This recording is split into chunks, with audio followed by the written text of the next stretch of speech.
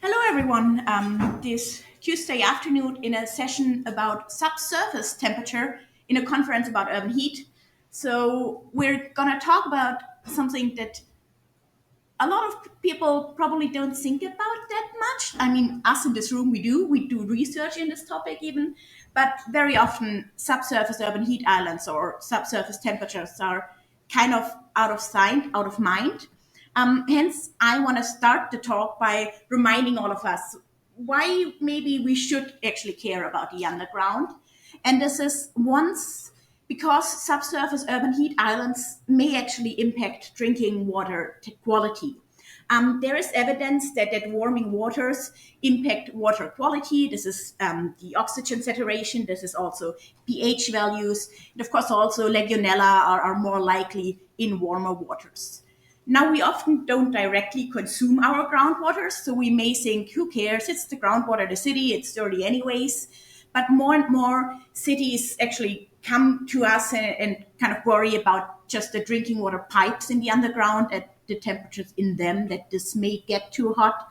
So while we're not like on any level of alarm or warning yet, this is something we may want to think about in the future, that with warming water quality will be impacted. The other reason why we should care about subsurface urban heat islands is like a little bit more positive. This is the option to maybe help us with our increasing energy issue or warming needs, because warming groundwaters, of course, also means an increased geothermal potential that we could access with shallow geothermal heat pumps. Several studies out there already quantified how much heat there actually is in the underground. I just want to mention one by my co-authors who basically looked, comparing to our heating needs, how much energy is in the underground. And it turns out both of these are of the same magnitude. So should we recycle all the accumulated heat in the underground, this may fulfill our heating needs, not just 1 year, but potential several years if we just kind of reuse what's down or what's in the underground right now. Now, today I promised you a global study, and hence I want to introduce you to my global data set of groundwater temperatures. And if I talk about subsurface urban heat islands or subsurface temperatures, I am mainly going to talk about groundwater temperatures, because groundwater temperatures are much easier to measure than soil temperatures often at the time. I collected this data set over probably the last decade, if I'm honest, and from these more than 10,000 locations, about 5 of them I measured myself. Everything else is based on the works of others, of amazing people, often in government positions. So a lot of this is basically government funding at work to measure groundwater temperatures. At a global scale, global in this case means most of my data is in Europe and North America, and then I got a few in Australia. Hence, the global south is unfortunately more or less empty on my map. All of these data points show multi-annual mean temperatures. They were observed sometimes between 2000 and 2015. There's no seasonal bias in there, so I made sure that it's not just measurements taken in summer. There is a seasonal filter in there to make sure it's all really properly to annual mean temperatures, and all of them are less than 60 meters deep. For many of them, I don't actually know the exact depths, because this is often not recorded, but I know the wells they are taking in are 60 meters deep, so I know it can't be deeper than that. From the ones where I do know the measurement well, at the measurement depths, this is less than 30 meters in most cases. Now, if we actually look at the map and look at the temperature, you will notice that we basically just see latitude and see climate. In the north, it's cold, in the south, it's warm. So studying urban heat, it's not super useful in this way. Hence, I calculated what I call the groundwater temperature anomaly, which is basically an equivalent to the urban heat island intensities. This is quite simple, the local groundwater temperatures, and then I subtract median rural background temperatures, where I define rural through nighttime lights and where I define the background A, through locations, so it needs to be within a 50-kilometer radius, and B, the elevation. So I compare only wells to wells in their neighborhood that are of a similar elevation. Hence, this parameter or this variable now tells me basically how much warmer or colder each well is than its rural background. The next thing I need to basically admit with this data set in the contents of subsurface urban heat island is that not a lot of the wells are actually in an urban environment. It's just way easier to install a well if there's no street over it or no urban area around it. Hence, I just plotted you a histogram of the local climate zones and in which local climate zones each of these wells fall. These are just the ones where I can actually calculate this delta GWT, which leaves about 8,000 sites, and only 22% of those are actually in the built local climate zones. This would be the ones from compact high-rise to heavy industry. This is based on the local climate zone data from the Musere et al., so the global data set. Even more, if I look into how much of them are actually in a big city, and this is based on the Urban Center database from the European Commission, it's really just 3.5% that are within like the area of a big town. So the vast majority of these wells that I'm now using to study subsurface and urban heat islands are, well, not in a city. But this is what I got. I collected 10 years. I can't find anything else. This is what I got.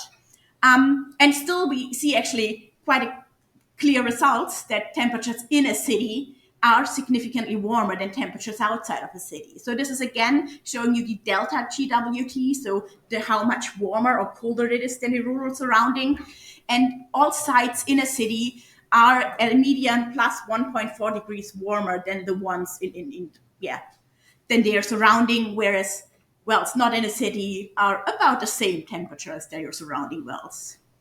I do want to highlight that for the extremes, do I actually have a laser pointer?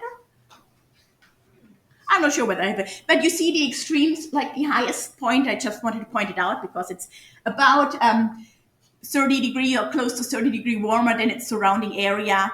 This happens to be a natural hot spring. So we don't just see urban measurements in this. In this case, it's like a nice village in Austria that happens to have, really warm groundwater. I can also do the same for the local climate zones, where I just do the box plot of, hey, how much warmer or colder are the wells based on the local climate zones. And we also see, hey, wells in the built local climate zones are hotter or have a higher delta groundwater temperature than the one on the land cover types. If I zoom in a little, I can actually tell you real values. Sites under compact mid-rise, we don't have any on the compact high-rise, are about 2.8 degrees warmer than their surrounding area. And heavy industry is actually the one that's like all up there, where we find that sites are on average or the median 4 degrees Celsius warmer than their rural surrounding. Next, I kind of did both. I compared both the individual local climate zones of each well and then whether it is inside a city or not. So the plot you're here seeing has again along the x-axis just the local climate zones, but for each local climate zones, 2 box plots. In orange, the one within a city, in blue, the one not in a city. And you may notice the orange ones is always just a little bit higher up, because within individual local climate zones, sites that are located within a city are even hotter. This is particularly interesting, I think, for our local climate zone of dense trees, so one of the land cover types, because even under dense trees, if I'm under a city, I'm like about 0.9 degree warmer than my rural background, whereas if I'm not in a city, I'm like at 0 or a little bit colder. Okay, this is not particularly new finding. We already know that urban aquifers form subsurface urban heat islands. Here I just got you like a map of existing study, because this is like not the finding I came up with. Under temperatures is hotter. This has been studied a lot, primarily in Europe again. So I just picked out some recent studies, and I do actually want to highlight the one in the bottom right from your side, which shows Cologne, and it shows actually temperatures over time. This is also a paper by my co-authors, particularly Hannes Hemmerle, and who looked at temperatures over time and basically found that 1917, the urban heat island in Cologne was barely visitable, the subsurface urban heat island, whereas in 2022, or yeah, we definitely have one. So temperatures in the city, in the underground, are increasing quite a bit. I want to spend a moment just talking about where this heat actually comes from. In previous studies, we've quantified this quite a bit and identified 6 individual heat transport processes. Most of them are conductive, and I want to particularly highlight the dominant ones. For one, on a small scale, this means very locally. We find that district heating networks, in our case, because we had district heating networks, but generally any underground infrastructure heats up groundwater temperatures quite tremendously at the very local scale. But there aren't, of course, that many underground infrastructures, not this much district heating networks, hence at a large scale, their influence is diminished. And instead, we just have elevated surface temperatures. So basically your atmospheric urban heat island or your surface urban heat island, and just buildings, because there are so many of those in a city. So these all accumulate and heat up this urban underground. I also brought one example of an underground car park just to see how much these actually may heat up. This is an underpark in Zurich, in Switzerland, where we happen to have a well right in the car park. So the green arrow here, we're in the middle of the car park, and well, there's a well right there that you can go and measure your groundwater temperatures, which is shown right here, where we see that on average groundwater temperatures here are at about 17 degrees Celsius. This is at 20 meter steps. And well, this is 6.8 degrees warmer than their rural surroundings. So this is quite an impact. In the interest of time, I'm going to skip 2 slides and bring you to the conclusion right away. Subsurface urban heat islands are a widespread phenomenon that impact both water quality and geothermal potential. We find that under cities and under built local climate zones, temperatures are elevated. Compact mid-rise is about 2.8 degrees warmer. Heat input is mainly conductive, and underground car parks make everything hot. And now I stop because I'm told to do so. Thank you very much. Thank you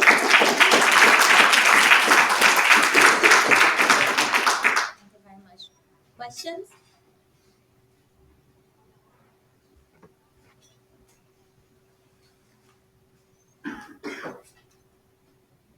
Thank you for a very interesting talk.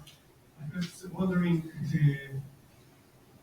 are you able to somehow estimate how deep are the reservoir of water of this underwater, and is it somehow could be linked with the rate of, I don't know, how is the temperature increase? Because I imagine that the reservoir is quite deep, usually it's lower than slower than small. Let me repeat the question because I think I'm supposed to do so, and just to make sure I understood it correctly. Your question was whether the size of the reservoir impacts basically the heat input into that reservoir. As far as I know, this precisely has not been studied in detail, whether the size really impacts this. What actually does impact it a lot is the depth to the groundwater table. So if it's a shallow depth, so basically if all the buildings are in the groundwater right away, the increase much, or there's way more heat transport. So the size, I assume not so much, but just, the depth to the groundwater is a big impact. And if the groundwater is really shallow, you'll have more heat in it.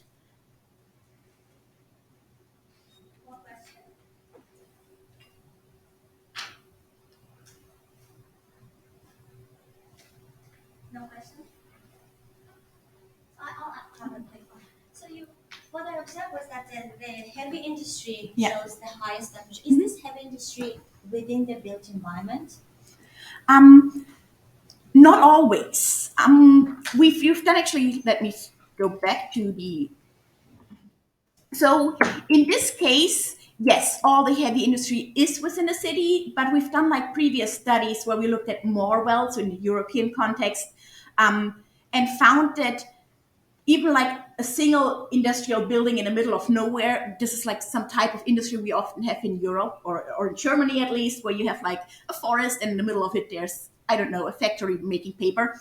And those have like really, really high impact on groundwater temperatures. In fact, because groundwater temperatures are so low, like if there's just industry and nothing else, the surrounding areas are really cold. And then you often have one building that generates a lot of heat that warms up the underground. And they often also use the groundwater itself for heating or for cooling, which of course is an additional aspect, but which is hard to get data on. So we don't know yet how much impact it is. Thank you very much. Thank you very much. So our next presentation is, I make sure I read the title right.